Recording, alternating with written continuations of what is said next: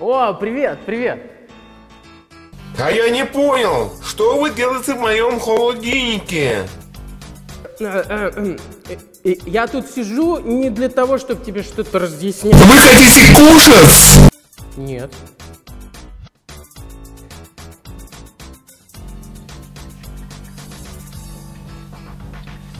О,